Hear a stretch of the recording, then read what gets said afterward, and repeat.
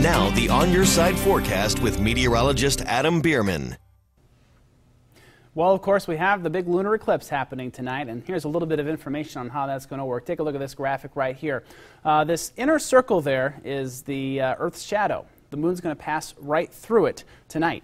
That's going to start right around 8:11 p.m. That's when it first crosses the threshold. It'll achieve its darkest moment at 8:47 p.m. It's not going to pass directly across the shadow. It'll be just a little bit to the south of it. So you'll see the moon looking a little bit more red towards the top than you will down towards the bottom. And then it'll pass outside of that shadow around 9:23. So that's what's going on. And again, this is extra special because it happens to be a supermoon. That means that the moon is a little bit closer to the Earth than it is at other times, which makes it look just the tiniest bit bigger. I think it's a little bit overblown, the whole supermoon thing. But in any case, this hasn't happened since 1982, the year I was born. So hey, I don't remember it when I was an infant. So this is my chance to see it.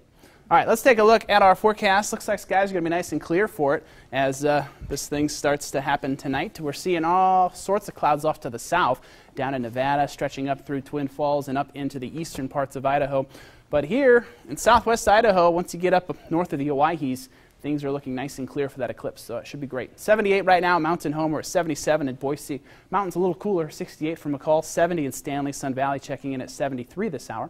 Looking across the Pacific Northwest, we have seen some cooler air starting to push in. We had a weak little trough slowly nudging its way on shore over the last 3 days, and it's finally starting to push its way into Idaho. Didn't quite get a full trough passage, which would have really cooled things down. Temperatures like what we're seeing in Seattle, 62, Spokane, 66. But it did nudge temperatures down ever so much into the upper 70s today, making for a beautiful day. The heat's still hanging out to the south, though. 88 in Salt Lake City. Las Vegas is at 99 right now. Looking across the west, again, we do have this bit of moisture, upper-level moisture, high clouds mostly, pushing in across southern Idaho, but pretty quiet across the Pacific Northwest tonight. Clear skies for everyone, so should be able to see that great lunar eclipse this evening once that moon rises.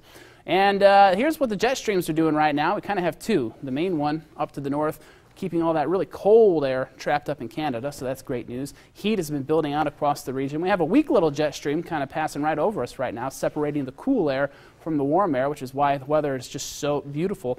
We're right between those two big air masses, so making for pretty nice conditions. All right, so here's the setup for Monday. Dry and sunny across the Pacific Northwest. Again, continuing to deal with almost a complete absence of any sort of weather system. Mostly sunny and pleasant in Ontario, 82 there. Nampa looking for a high of 79 tomorrow. 80 in Mountain Home. Caldwell should hit 81 with Vail up to around 82 degrees. Up in the west central mountains, we'll see lots of sunshine. Highs up into the low to mid 70s for the Long Valley. Great day to hang out by Payette Lake. 80 for Council and Riggins. Idaho City up to 80 as well. Featherville should hit 76. In the south central mountains, we're looking for temperatures into the 70s from Stanley down through Sun Valley and Fairfield.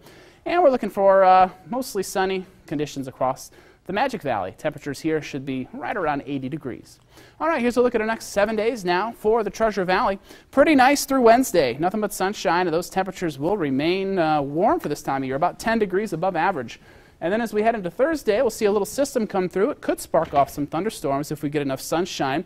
And temperatures will cool down slightly. We're looking for mid-70s as we head into the weekend. And of course, Thursday, the first day of October, finally starting to feel a little bit more like autumn. Yeah, we'll see some overnight temperatures into the 40s. This morning, it actually felt like fall. It was pretty cool out there. Yeah, it was great this morning. All right. Thanks, Adam. Well, coming up right here on 6 on Your Side, former President Bill Clinton weighs in on Hillary's email scandal and